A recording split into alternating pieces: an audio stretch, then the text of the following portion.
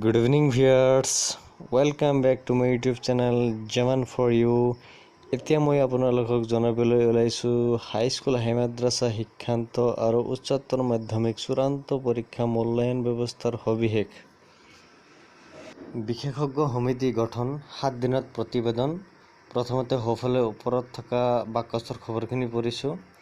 বাতিল পৰীক্ষাৰ পাঠ্যক্ৰম কিহৰ ভিত্তিত ছাত্ৰ ছাত্ৰী অনুত্তীৰ্ণ হ'ব, সকলোকে পাছ কৰাই দিলে পৰৱৰ্তী পৰ্যায়ত আসনৰ ব্যৱস্থা হ'বনে, CBSEৰ বিকল্প মূল্যায়নৰ সূত্ৰ সেৱা সংসদত সম্ভৱনে, বহিৰাজ্যত অসমৰ ছাত্ৰ ছাত্ৰীৰ নামভৰ্তিৰ মাপকাঠি কি হ'ব। এতিয়া আহিছোঁ মূল খবৰলৈ। পাছ কোন ফেইল কোন মেধাৱী শিক্ষাৰ্থীৰ দুঃস্বপ্ন। চলিত বৰ্ষৰ হাইস্কুল শিক্ষান্ত হাই মাদ্ৰাছা আৰু হায়াৰ ছেকেণ্ডেৰী পৰীক্ষাত পাছ কোন হ'ব, ফেইল কোন হ'ব, মেধাৰ দৌৰত উজ্বলিব কোন, প্ৰথম দ্বিতীয় আৰু তৃতীয় বিভাগত উত্তীৰ্ণৰ তোলাচালনি কি হ'ব। CBSEৰ দৰে প্ৰণালীবদ্ধভাৱে ছাত্ৰ ছাত্ৰীৰ শৈক্ষিক ৰেকৰ্ড নথকা ৰাজ্যৰ সেৱা আৰু তথা উচ্চতৰ মাধ্যমিক শিক্ষা সংসদৰ নপতা পৰীক্ষাৰ ফলাফলৰ মূল্যাংকন কেনে হ'ব ইত্যাদি এশএবোৰি বিভ্ৰান্তিৰ মাজতো শনিবাৰে মেট্ৰিক হায়াৰ ছেকেণ্ডেৰীৰ বাতিল পৰীক্ষা 31 জুলাইৰ ভিতৰত ফলাফল ঘোষণাৰ বাবে অৱশেষত ৰাজ্য চৰকাৰে ঘোষণা কৰিলে দুখন বিশেষজ্ঞ কমিটি। এই দুই কমিটিয়ে এসপ্তাহৰ ভিতৰত বাতিল পৰীক্ষাৰ মূল্যাংকন কেনেদৰে হ'ব এই সন্দৰ্ভত চৰকাৰক প্ৰতিবেদন দাখিল কৰিব লাগিব। উল্লেখ্য যে মেট্ৰিক তথা হাই মাদ্ৰাছাৰ পৰীক্ষাবিহীন মূল্যাংকনৰ বাবে ৰাজ্য চৰকাৰে আজি ডিব্ৰুগড় বিশ্ববিদ্যালয়ৰ প্ৰাক্তন উপাচাৰ্য ডক্টৰ অলোক কুমাৰ বুঢ়াগোহাঁইৰ নেতৃত্বত এখন 9জনীয়া কমিটি গঠন কৰি দিয়াৰ বিপৰীতে পৰীক্ষাবিহীন উচ্চতৰ মাধ্যমিক চূড়ান্ত পৰীক্ষাৰ মূল্যাংকনৰ বাবে কুমাৰ ভাস্কৰ বৰ্মা বিশ্ববিদ্যালয়ৰ উপাচাৰ্য দীপক কুমাৰ শৰ্মাৰ নেতৃত্বত আন এখন 9জনীয়া কমিটি গঠন কৰি দিছে। মেট্ৰিক হাই মাদ্ৰাছাৰ গঠন কৰা কমিটিত ক্ৰমে সেৱাৰ অধ্যক্ষ ৰমেশ চন্দ্ৰ জৈন, শিক্ষা বিভাগৰ উপসচিব SN দাস, কামৰূপ মহানগৰ জিলাৰ বিদ্যালয়সমূহৰ পৰিদৰ্শক প্ৰসন্ন বৰা, ধুবুৰীৰ কাছখানা হায়াৰ ছেকেণ্ডেৰী স্কুলৰ অধ্যক্ষ ৰঞ্জিত দাম, কোকৰাঝাৰ জৰাগুৰি হায়াৰ ছেকেণ্ডেৰী স্কুলৰ অধ্যক্ষ হাকিম তৰফদাৰ, কামৰূপ একাডেমীৰ অধ্যক্ষ CB ৰায়, গোলাঘাটৰ মহিৰাম হাজৰিকা উচ্চ মাধ্যমিক বিদ্যালয়ৰ প্ৰধান শিক্ষক মৃণাল খাউণ্ড আৰু সেৱাৰ সচিবক সদস্য হিচাপে স্থান দিয়া হৈছে।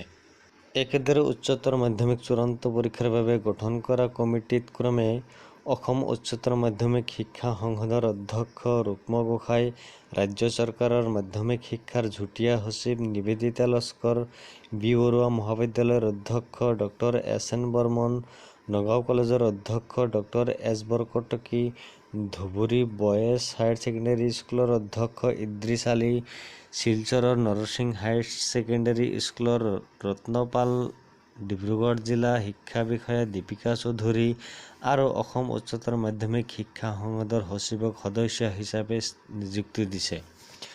লক্ষণীয় যে শুকুৰবাৰে শিক্ষামন্ত্ৰী ডক্টৰ ৰণোজ পেগুৱে বিভিন্ন পক্ষ সংগঠনেৰে আলোচনা কৰি মেট্ৰিক আৰু হায়াৰ ছেকেণ্ডেৰী পৰীক্ষা অনুষ্ঠিত নকৰাৰ সন্দৰ্ভত ঘোষণা কৰিছিল যে সম্পূৰ্ণ নিৰপেক্ষ শিক্ষাবিদৰে 2খন কমিটি গঠন কৰা হ'ব, য'ত চৰকাৰী মানুহ আনকি সেৱা আৰু শিক্ষা সংসদৰ মানুহো নাথাকিব।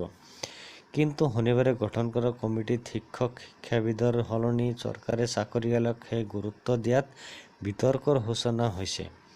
প্ৰশ্ন উঠিছে, মেট্ৰিক হায়াৰ ছেকেণ্ডেৰীৰ ব্যৱহাৰিক পৰীক্ষাৰ সৈতে জড়িত নোহোৱা তথা পৰীক্ষাৰ আভ্যন্তৰীণ বিষয় সন্দৰ্ভত কোনো অভিজ্ঞতা নথকা লোকে কেনেকৈ ৰাজ্যৰ 7 লাখ ছাত্ৰ ছাত্ৰীৰ শৈক্ষিক ভৱিষ্যত নিৰ্ধাৰণ কৰিব। শিক্ষামন্ত্ৰী ডক্টৰ ৰণোজ পেগুৱে ঘোষণা কৰিছে, মূল্যাংকনত ছাত্ৰ ছাত্ৰী অনুত্তীৰ্ণও হ'ব। কিহৰ ভিত্তিত কোনো ছাত্ৰ ছাত্ৰী অনুত্তীৰ্ণ হ'ব বা কিহৰ ভিত্তিত মেধাৰ নিৰ্ধাৰণ হ'ব এই কেনেকৈ কমিটিয়ে থিৰাং কৰিব। বিশেষকৈ যিসকল ছাত্ৰ ছাত্ৰীয়ে প্ৰতি বছৰে নিজৰ মেধা আৰু প্ৰজ্ঞাৰ বলত মেডিকেল ইঞ্জিনিয়াৰিঙৰ লগতে দিল্লী বিশ্ববিদ্যালয়ৰ আগশাৰীৰ মহাবিদ্যালয়ত নামভৰ্তিৰ সুযোগ লাভ কৰিছিল, তেনে ছাত্ৰ ছাত্ৰীয়ে এইবাৰ চৰকাৰী বিশেষজ্ঞ কমিটিৰ পৰা ন্যায় পাবনে। আনহাতে যদিহে সকলো ছাত্ৰ ছাত্ৰীকে পৰীক্ষাত পাছ কৰাই দিয়া হয়, তেন্তে ইমানখিনি ছাত্ৰ ছাত্ৰীৰ অধ্যয়নৰ বাবে অসমত আসনৰ ব্যৱস্থা হ'বনে ইত্যাদি বিষয়বোৰৰো সমাধান সূত্ৰ নিশ্চয় বিশেষজ্ঞ কমিটিয়ে মূল্যাংকনৰ লগতে নিশ্চয় দিব লাগিব। প্ৰসংগক্ৰমে উল্লেখ কৰিব পাৰি যে CBSE 30:30:40 নম্বৰৰ ভিত্তিত যি বিকল্প মূল্যাংকনৰ সূত্ৰ উদ্ভাৱন কৰিছে সেয়া অসমত সেৱা আৰু কাউন্সিলত মুঠেই সম্ভৱ নহয়। কোভিড পৰিস্থিতিৰ বাবে চৰকাৰী নিৰ্দেশত বিগত বৰ্ষৰ উচ্চতৰ মাধ্যমিক প্ৰথম বৰ্ষৰ পৰীক্ষা অনুষ্ঠিত হোৱা নাই। বহু স্কুল কলেজ উচ্চতৰ মাধ্যমিক দ্বিতীয় বৰ্ষৰ প্ৰি টেষ্ট পৰীক্ষাও অনুষ্ঠিত কৰা নাই যিহেতু বাধ্যতামূলক নহয়। একেদৰে CBSEৰ দৰে প্ৰজেক্ট ছেমিনাৰ সাপ্তাহিক মাহেকীয়া বা তিনিমহীয়া টেষ্টৰো ব্যৱস্থা নাই ৰাজ্যৰ স্কুল কলেজসমূহত। বিশেষকৈ ৰাজ্যৰ মহাবিদ্যালয়সমূহত স্নাতক আৰু স্নাতকোত্তৰ শ্ৰেণীৰ ছেমিষ্টাৰ পাঠ্যক্ৰম ব্যৱস্থা পৰিচালনা তথা পাঠদান মূল্যায়নৰ পাছত উচ্চতৰ মাধ্যমিকত ফ'কাছ কৰি এনে ৰেকৰ্ড ৰখাটো এক প্ৰকাৰ অসম্ভৱ। গতিকে এই দিশসমূহ বিশেষজ্ঞ কমিটিয়ে কেনেদৰে আলোকপাত কৰে সেয়া হ'ব লক্ষণীয় যে পৰীক্ষা বাতিলৰ চৰকাৰী সিদ্ধান্ত শুনি নিশা দুপৰলৈকে পঢ়ি পৰীক্ষাৰ প্ৰস্তুতি চলোৱা ৰাজ্যৰ বিভিন্ন প্ৰান্তৰ মেধাৱী ছাত্ৰ ছাত্ৰী মানসিকভাৱে ভাগি পৰা বুলিও বাতৰি আহিছে।